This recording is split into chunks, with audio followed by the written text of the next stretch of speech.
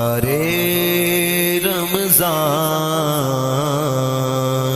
بہارے رمضان والصلاة والسلام على سید الانبیاء والمرسلین اما بعد فاعوذ باللہ من الشیطان الرجیم بسم اللہ الرحمن الرحیم الصلاة والسلام علیک یا رسول اللہ وعلا آلک واصحابک یا حبیب اللہ الصلاة والسلام علیک یا نبی اللہ وعلا آلک واصحابک یا نور اللہ۔ میرے دیکھنے اور سننے والوں کو السلام علیکم ورحمۃ اللہ وبرکاتہ۔ میں ہوں آپ کا میزبان محمد سفیان، لے کر آپ کی خدمت میں ایک مرتبہ پھر حاضر ہوئے ہیں۔ رب تعالیٰ کی بارگاہ میں دعا ہے کہ ہمارا پڑھنا اور آپ کا سننا اپنی پاک اور بلند بارگاہ کے اندر قبول و منظور فرمائے۔ حضور نبی کریم صلی اللہ تعالی علیہ وآلہ وسلم نے ارشاد فرمایا کہ جو بندہ مجھ پر ایک مرتبہ درود پڑھتا ہے تو رب تعالیٰ اس بندے پر 10 رحمتوں کا نزول فرماتا ہے۔ ماشاءاللہ ہماری خوش قسمتی ہے کہ آج ہمارے ساتھ جو مہمان موجود ہیں ماشاءاللہ ماسٹر اعظم صاحب، اللہ تبارک و تعالیٰ ان کا یہاں پر آنا، پڑھنا اور ہمارا سننا اپنی پاک اور بلند بارگاہ کے اندر قبول و منظور فرمائے۔ میں حضور آپ کا بہت ہی شکر گزار ہوں کہ آپ نے اپنی قیمتی ٹائم میں سے ہمیں ٹائم عطا کیا۔ ماشاءاللہ ان کے ساتھ ہی ثنا خان مصطفیٰ محمد زاہد اتاری صاحب بھی ہمارے ساتھ موجود ہیں۔ میں آپ کا بھی شکریہ ادا کرتا ہوں کہ آپ نے بھی ہمیں ٹائم عطا کیا۔ آئیے ہم اپنے پروگرام کا آغاز باقاعدہ تلاوت قرآن پاک سے کرتے ہیں۔ محمد زاہد اتاری صاحب۔ اعوذ باللہ من الشیطان الرجیم بسم اللہ الرحمن الرحیم قل هو اللہ احد اللہ الصمد لم یلد ولم یولد ولم یکن له کفوا احد صدق اللہ العظیم صلی اللہ علیک یا رسول اللہ وسلم علیک یا حبیب اللہ۔ حال دل کس کو سنائیں آپ کے ہوتے ہوئے، حال دل کس کو سنائیں آپ کے ہوتے ہوئے، کیوں کسی کے در پہ جائیں آپ کے ہوتے ہوئے۔ اور میں غلام مصطفیٰ ہوں، یہ میری پہچان ہے۔ میں غلام مصطفیٰ ہوں، یہ میری پہچان ہے۔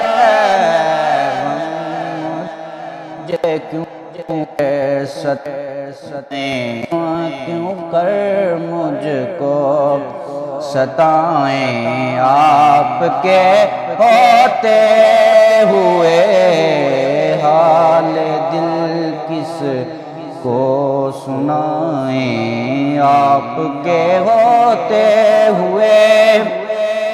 اور اپنا جینا اپنا مرنا اب اسی چوکٹ پہ ہے، اپنا جینا اپنا مرنا اب اسی چوکٹ پہ ہے۔ ہم کہاں سرکار جائیں، ہم کہاں سرکار جائیں آپ کے ہوتے ہوئے، حال دل کس کو سنائیں آپ کے ہوتے ہوئے۔ اور کون ہے الطاف اپنا حال دل جس کو سنائیں کون ہے الطاف اپنا حال دل جس سے کہیں زخمی دل کس کو دکھائیں زخمی دل کس کو دکھائیں آپ کے ہوتے ہوئے حال دل کس کو سنائیں آپ کے ہوتے محمد زاہد عطاری صاحب جو کہ اپنی خوبصورت آواز کے ساتھ ہمیں نعت شریف سنا رہے تھے. رب تعالیٰ ان کا پڑھنا اور ہمارا سننا اپنی پاک اور بلند بارگاہ کے اندر قبول و منظور فرمائے اور ہمارے لیے ذریعہ نجات بنائے. صاحب ہم اپنی ٹرانسمیشن میں پہلا سوال شامل کرتے ہیں کہ قرآن پاک سننے پڑھنے اور سمجھنے والوں کے جو فضائل بیان کیے گئے ہیں وہ ہمیں بتائیں. جی علامہ صاحب. الحمدللہ رب العالمین والعاقبۃ للمتقین الصلاۃ والسلام علی سید الانبیاء والمرسلین اما بعد فاعوذ باللہ من الشیطان الرجیم بسم اللہ الرحمن الرحیم. رب کائنات نے انسانی رشد و ہدایت کے لیے اپنی آخری کتاب قرآن پاک اپنے حبیب مکرم صلی اللہ تعالی علیہ وآلہ وسلم پر نازل فرمائی. یہ کتاب جو ہے اس پہ سب سے پہلے ہمارا یہ ایمان ہونا ضروری ہے کہ یہ رب کا کلام ہے. اس کے بعد اس کو درست طریقے سے تلاوت کرنا ہمارے لیے ضروری ہے اور تلاوت کرنے کے لیے اس کے جو آداب ہیں ان میں یہ چیز شامل ہے. سب سے پہلے اس قرآن پاک میں خود اللہ تبارک و تعالی نے بیان فرمایا ہے کہ لا یمسہ الا المطہرون، کہ آپ نے جب اس کلام پاک کو ہاتھ لگانا ہے ٹچ کرنا ہے تو اس سے پہلے آپ کا باوضو ہونا، آپ کا طہارت میں ہونا، آپ کا پاک و صاف ہونا انتہائی ضروری ہے. صحیح بے شک. اس کے بعد جو ہے آپ کوشش یہ کریں کہ جب بھی آپ نے قرآن پاک کی تلاوت کرنی ہے قبلہ رخ ہو کر با ادب بیٹھ کر کریں. اور قرآن پاک کو تلاوت کرنے کے لیے اس بات کا خیال رکھیں کہ اس کو درست مخارج کے ساتھ تلاوت کیا جائے. بڑی بات. اس کو تلاوت کرنے کے لیے رب کائنات نے خود فرمایا وَرَتِّلِ الْقُرْآنَ تَرْتِيلًا، کہ اس کو اس ٹھہر ٹھہر کر آرام سے سکون سے سمجھ کر تلاوت کیا جائے. اس کے فیوز و برکات حاصل کرنے کے لیے ضروری ہے کہ اس کو سمجھ کر پڑھا جائے. اور جو انسان اس کو سمجھ کر پڑھتا ہے اس کا نور جو ہے وہ انسان کے دل میں اترتا جاتا ہے. اور جو اس قرآن پاک کا نور انسان کے دل میں اترتا جاتا ہے انسان کے لیے یہ زندگی بھی اور آخرت کی زندگی بھی سنورتی جاتی ہے. اور جو بندہ چاہتا ہے کہ میری یہ دنیا بھی بہتر ہو جائے اور آخرت بھی بہتر ہو جائے اسے چاہیے کہ وہ اپنے ہر معاملے میں قرآن پاک سے رہنمائی حاصل کرے. بے شک. قرآن پاک جو ہے وہ ایک ایسی کتاب ہے جس میں اللہ تبارک و تعالی نے ہر موضوع کو بیان فرمایا ہے اور اپنے حبیب مکرم صلی اللہ تعالی علیہ وآلہ وسلم پر وقتاً فوقتاً 23 سال میں یہ نازل فرمائی. کیا بات. مختلف مواقع پہ مختلف انداز میں مختلف شان نزول کے مطابق اللہ تبارک و تعالی نے اس کو نازل فرمایا. اللہ. اور جو بندہ اس کی تلاوت کرے گا وہ قاری قرآن بن جائے گا اور جو بندہ اس کو حفظ کرے گا وہ حافظ قرآن بن جائے گا. اللہ. اور جو بندہ اس کو سمجھنے کی کوشش کرے گا اور سمجھ جائے گا وہ عالم دین بن جائے گا. بے شک اور جو بندہ اپنے رب سے رابطے قائم کرنے کے لیے، اپنے رب کو قرب پانے کے لیے اس کو سمجھ کر عمل کرے گا، وہ اللہ کا ولی بن جائے گا۔ اللہ کیا بات ہے علامہ صاحب، اللہ تبارک و تعالی ہمارے دل میں قرآن پاک کا نور جو ہے وہ روشن فرمائے۔ آمین آمین آمین، ماشاء اللہ علامہ صاحب کیا بات ہے۔ علامہ صاحب دوسرا سوال جو ہمارے ناظرین نے ہم سے پوچھا ہے، تلاوت قرآن کے جو شرعی آداب ہیں اس کے بارے میں تھوڑی رہنمائی فرمائیں۔ قرآن پاک کے جو شرعی آداب ہیں ان میں سب سے پہلے، جیسے میں نے پہلے بتایا کہ آپ کا باوضو ہونا ضروری ہے۔ آپ کوشش یہ کریں کہ جب بھی آپ نے تلاوت کرنی ہے آپ باوضو ہوں، آپ کے جسم جو ہے وہ پاک ہو، آپ کا لباس جو ہے وہ پاک ہو، اور پھر آپ اس بات کو ذہن میں رکھتے ہوئے کہ یہ رب کا کلام ہے جو کہ میرے نام پہ ہے، اس کے جو انوار و تجلیات ہیں ان کو سمیٹنے کے لیے اس کے آداب میں یہ ضروری ہے بات کہ آپ یہ سوچتے ہوئے کہ یہ رب نے میرے نام پہ بھیجا ہے، میں نے اس کو سمجھنا ہے اور میں نے پھر اس کو عمل میں لانا ہے، پھر جا کے اس کے شرعی تقاضے پورے ہوں گے۔ واہ واہ واہ واہ، سبحان اللہ۔ علامہ صاحب کیا تلاوت کرنے کے لیے کوئی مخصوص وقت ہوتا ہے یا کسی وقت بھی آپ تلاوت کر سکتے ہیں؟ قرآن پاک تلاوت کرنے کے لیے کوئی فکس وقت نہیں ہے، اچھا، جب بھی آپ کو موقع ملے آپ اس کا جو ہے سمجھنے کے لیے، تلاوت کرنے کے لیے اپنا وقت نکال سکتے ہیں، لیکن جو اسپیشلی فیض و برکات فجر کے وقت میں ہیں اللہ پاک نے خود بیان فرمائے ہیں، وہ اس طرح ہے وَأَقِمِ الصَّلَاةَ لِدُلُوكِ الشَّمْسِ إِلَىٰ غَسَقِ اللَّيْلِ وَقُرْآنَ الْفَجْرِ۔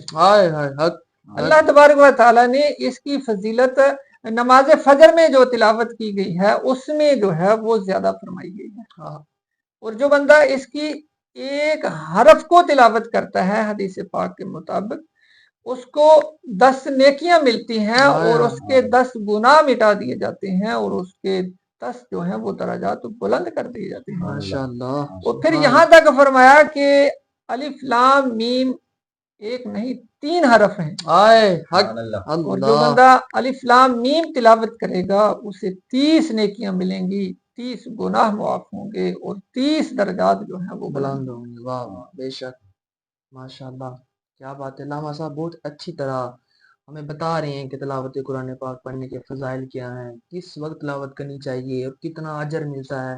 بے شک ایسے ہی ہے کہ آمین یہ ایک لفظ نہیں بلکہ 3 حرف ہیں اور ایک حرف پڑھنے پر بھی 10 نیکیاں ملتی ہیں۔ آئیے ہم اپنے پروگرام میں ایک نعت شریف پیش کرتے ہیں محمد زاہد الطاری صاحب۔ چمک تجھ سے پاتے ہیں سب پانے والے، میرا دل بھی چمکا دے چمکانے والے، میرا دل بھی چمکا دے چمکانے والے، اور برستا نہیں دیکھ کر ابر رحمت، ہاں برستا نہیں دیکھ کر ابر رحمت، برستا نہیں دیکھ کر ابر رحمت، بدوں پر بھی برسا دے برسانے والے، میرا دل بھی چمکا دے چمکانے والے، اور حرم کی زمین اور قدم رکھ کے چلنا، حرم کی زمین اور قدم رکھ کے چلنا، حرم کی زمین اور قدم رکھ کے چلنا، رے سر کا موقع ہے آ جانے والے، والے میرا دل بھی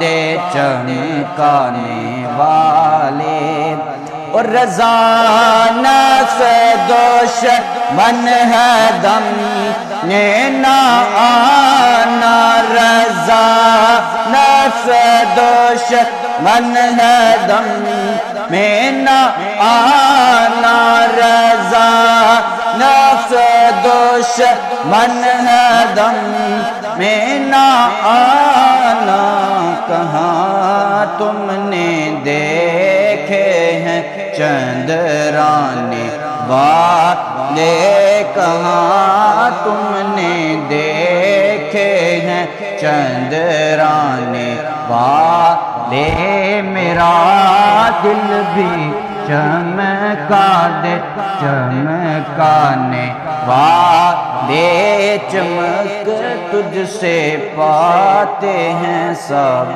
پانے والے،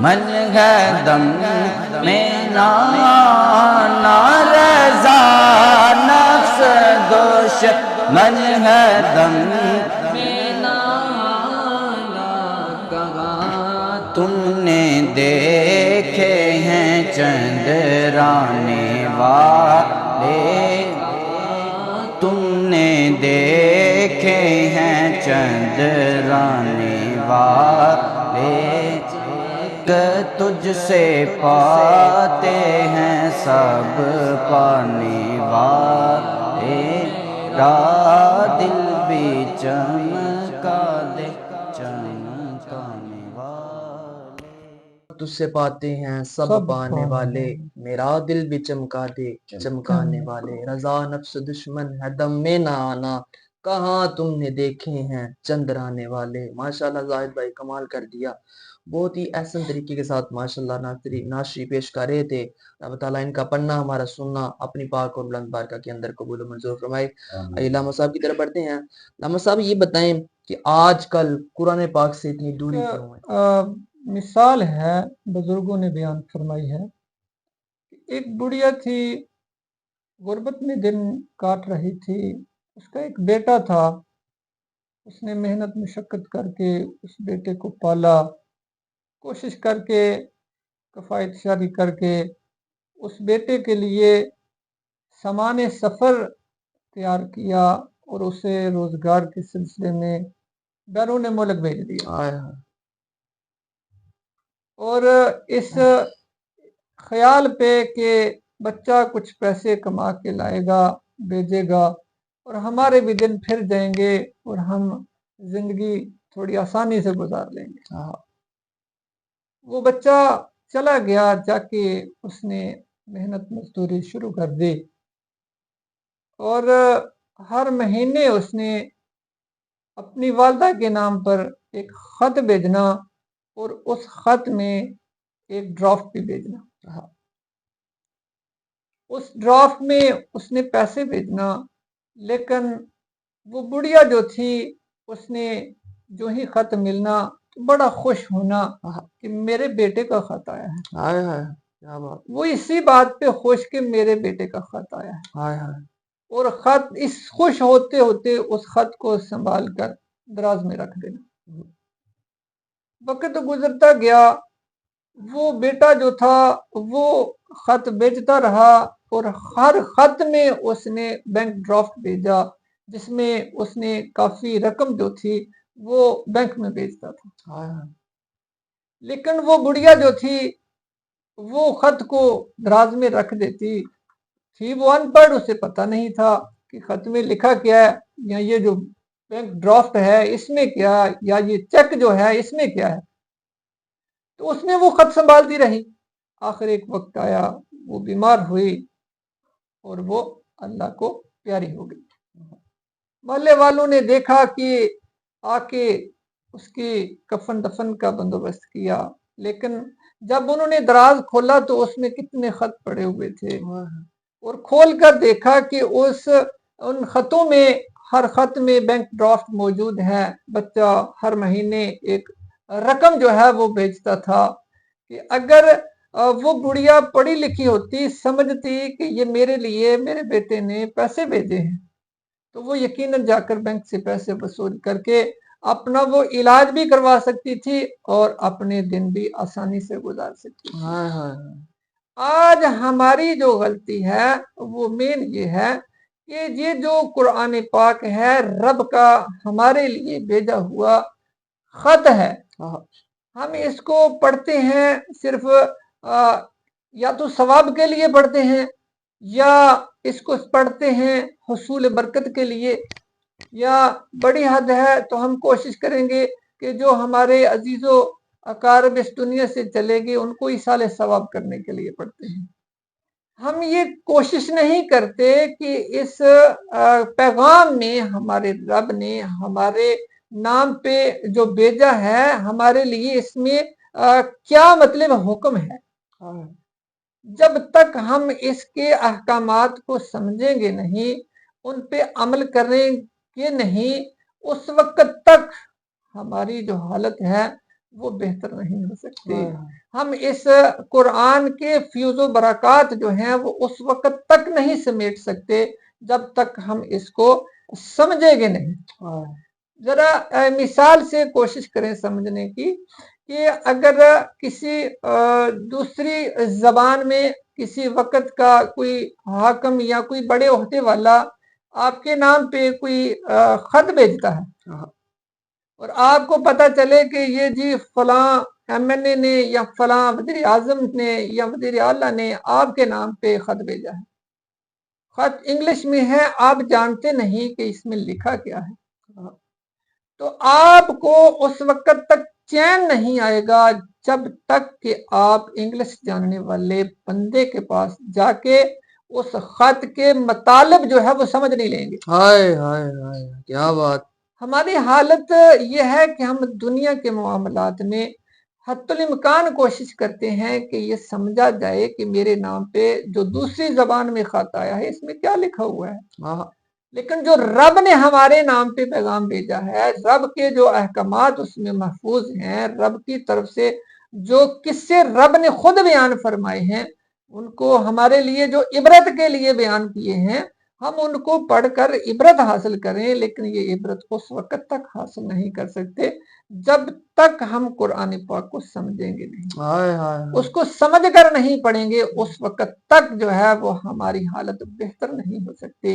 उस वक्त तक हम पस्तियों में गिरे रहेंगे, उस वक्त तक हम औज पर नहीं पहुंच सकते, हम तरक्की नहीं कर सकते, हम दुनिया में जो कंसेप्ट इस्लाम ने दिया है वो हम नाफिज नहीं कर सकते जब तक हम इसको समझ कर नहीं पढ़ेंगे। हाय हाय हाय बेशक ऐसे ही। अल्लाह तबारक व तआला हमें कुरान की समझ अता फरमाए। आमीन आमीन बेशक ऐसे ही। माशाल्लाह वाद किताब ऐसी है कि जो रब ताला ने हमें अता की है। देखिए दूसरी किताबें भी होती हैं, स्कूल की किताबें होती हैं, इंग्लिश होती है, ये सब हम पढ़ लेते हैं, हम सब हमारे बच्चों को भी पढ़ा लेते हैं, बड़ी बड़ी यूनिवर्सिटी में, कॉलेज में, स्कूल में भेजते हैं कि बेटा हमारा पढ़ लिख जाए, मगर वाहिद बात यह है कि वो कुरान पाक नहीं पढ़ाते, यही बात है। तो अल्हम्दुलिल्लाह हमारे यहाँ पर कुरान अकेडमी का सिलसिला भी होता है जिसमें बच्चों को कुरान पाक की तालीम भी दी जाती है। ऑनलाइन ये सिलसिला होता है, आप किसी भी कंट्री के अंदर मौजूद हैं, किसी भी मुल्क के अंदर आप मौजूद हैं तो आप हमसे रब्ता कर सकते हैं। आइए हम लामा साहब अपने प्रोग्राम का आखिरी सवाल पेश करते हैं कि कुरान पाक के तहफ़्फ़ुज़ के लिए हमें क्या करना चाहिए। आपने देखा होगा कि आए दिन कोई ना कोई गुस्ताखी हुई होती है। स्वीडन में भी आपने हाल में देखा होगा कुरान पाक की बेहुरमती की गई, तो इसके बारे में बताएं कि इसका तहफ़्फ़ुज़ हम किस तरह कर सकते हैं। पहले तो ये बात है कि हम जब तक एक इस्लामिक माहौल नहीं बनाएंगे उस वक्त तक हमारे लिए दुश्वारियां रहेंगी। सही। ये हुकूमत वक्त की जिम्मेदारी है कि वो कुरान पाक को पब्लिश करने वाले इदारे, इसकी नशरो अशात करने वाले इदारे जो हैं उनको मुनज़्ज़म करें और उन पे चेक एंड बैलेंस रखें हुकूमत की तरफ से, जो कि हमारे कुर्रा हजरात हैं, हमारे हुफ़ाज़ किराम हैं, हमारे उलमाए किराम हैं, उनकी एक मुनज़्ज़म तरीके से उनकी नज़र इस बात पे हो कि जितनी चीज़ें पब्लिश हो रही हैं, जितनी चीज़ें नशर हो रही हैं, کیا ان میں کوئی ایسی بات تو نہیں شامل کی جا رہی جو کہ قرآن پاک میں نہیں؟ ہائے ہائے ہائے، یا کوئی ایسی بات جس کی قرآن پاک میں موجود تو ہے لیکن اس کی تشریح کوئی غلط تو نہیں کر رہا؟ صرف یہ نہیں کہ ہم ایک دو لیول پہ ہم بات کو ختم کریں، نہیں، یہ بات جو ہے یہ نہ صرف حکومتی لیول پہ بلکہ یہ بات جو ہے یہ انٹرنیشنل لیول پہ ہونی چاہیے۔ وہ کیونکہ یہ قرآن پاک جو ہے ہدی للناس، اس کی مخاطب جو ہے وہ پوری نوع انسانیت ہے۔ انسان دنیا کے کسی بھی کونے میں ہو، اسے اگر رہنمائی چاہیے، اسے ہدایت چاہیے تو اسے قرآن پاک کی طرف رجوع کرنا پڑے گا، اور جب تک وہ قرآن پاک کی طرف رجوع نہیں کرے گا وہ بھٹکتا رہے گا، اسے منزل نہیں ملے گی، وہ جو ہے وہ دل کا چین جو قرآن عطا کرتا ہے وہ نہیں ملے گا، وہ حصول، وہ گول جو ہے وہ چیز نہیں کر سکے گا جو کہ ایک ہونی چاہیے، جس گول تک جو ہے رب اپنے بندے کو پہنچانا چاہتا ہے۔ جتنے بھی غیر مسلم کوشش کر رہے ہیں، زمین سے ہٹ کر دوسرے سیاروں کی طرف سفر کر رہے ہیں یا تحقیقات کر رہے ہیں، ان کے لیے بھی قرآن پاک میں بے شمار ہدایات موجود ہیں، اور ان میں سے بے شمار ایسے بھی لوگ ہیں جو قرآن پاک سے ہدایات حاصل کر رہے ہیں، لیکن ان کا جو دل کا بغض جو ہے اسلام کے خلاف، ان سے بچنے کے لیے ہمیں ضروری ہے کہ ہم اپنے جتنے بھی نشر و اشاعت کے ادارے ہیں، جتنے بھی ہمارے علماء کرام ہیں، ان کو منظم کیا جائے اور ان کی تربیت کے لیے اسپیشل پروگرامز ہوں، ان کو اسپیشل گائیڈنس دی جائے، اور جو حالات حاضرہ گزر رہے ہیں، جہاں مختلف علاقوں میں، مختلف ممالک میں مسلمانوں کو بے شمار پریشانیاں ہیں، اگر علماء کرام جو ہے وہ منظم ہوں اور وہ بہتر گائیڈ کر سکتے ہیں حکومت وقت کو کہ اس وقت ہمیں کیا کرنا ہے، اس وقت ہمارے لیے قرآن جو ہے وہ کیا حکم دے رہا ہے، رب جو ہے وہ اس کنڈیشن میں کیا چاہتا ہے، رب کی ڈیمانڈ کیا ہے، رب جو ہے وہ اگر یہ صورتحال پیدا ہو جائے تو وہاں رب کی طرف سے کیا حکم ہے، یہ کنڈیشن پیدا ہو جائے تو پھر رب کا کیا حکم ہے، کون سا حکم جو ہے وہ پریارٹی پہ ہے۔ اب ہم نے دیکھنا یہ ہے کہ ہمیں کون سے حکم پہ کس وقت عمل کرنا ہے، کیونکہ عام بندہ جب قرآن پاک کو کوشش کرے گا سمجھ کر پڑھنے کی تو وہ اس لیول پہ نہیں سمجھ سکتا جس لیول پہ ایک عالم دین سمجھ سکتا ہے، کیونکہ یہ رب کا کلام عام کلام تو ہے نہیں، اور یہ فصاحت و بلاغت کے اوج پر ہے، اور پھر یہ اس میں ایسے احکامات موجود ہیں جو کہ ناسخ اور منسوخ کے زمرے میں ہیں، اور عام بندہ ہے جو وہ سمجھ نہیں سکتا کہ اس میں کون سا حکم جو ہے وہ ناسخ ہے اور کون سا حکم جو ہے وہ منسوخ ہے۔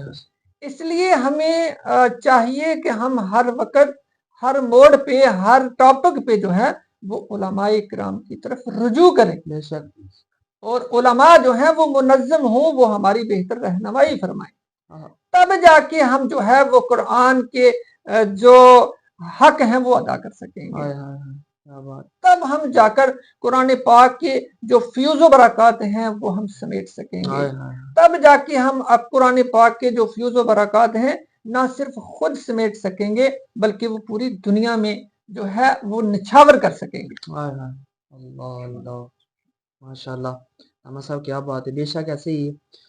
میں ایک بات پڑھ رہا تھا کہ آپ کتنے بھی پریشان کیوں نہ ہو، کتنے بھی پریشان کیوں نہ ہو، جب آپ قرآن پاک پڑھتے ہیں تو آپ کے دل کو قرار آ جاتا ہے، سکون آ جاتا ہے، یہ واحد کتاب ایسی ہے۔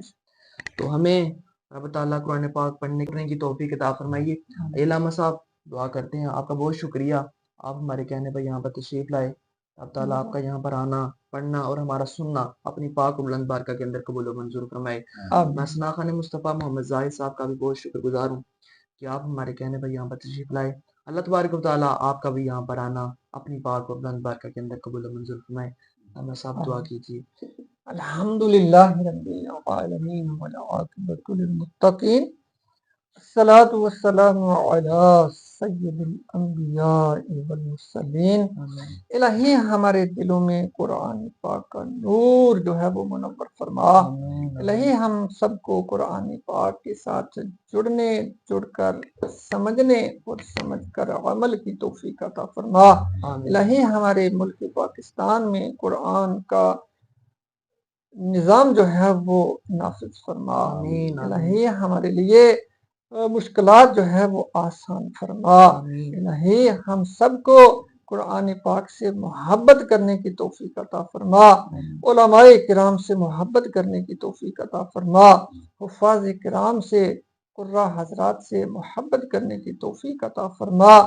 اللہم انا نسألک ایمانا مستقیما وفضلا دائما ونظرا رحمتا وعقلا کاملا وعلما نافعا وقلبا منورا وتوفیقا احسانا ولسانا ذاکرا وبدنا صابرا ورزقا واسعا وسعیا مشکورا وذنبا مغفورا وعملا مقبولا ودعاء مستجابا ولقاء اللہ نصیبا وجنة فردوسا ونعیما مقیما صلی اللہ تعالی علی رسولہ خیر خلقہ محمد وآلہ واصحابہ البیتہ اجمعین برحمتک یا ارحم الراحمین۔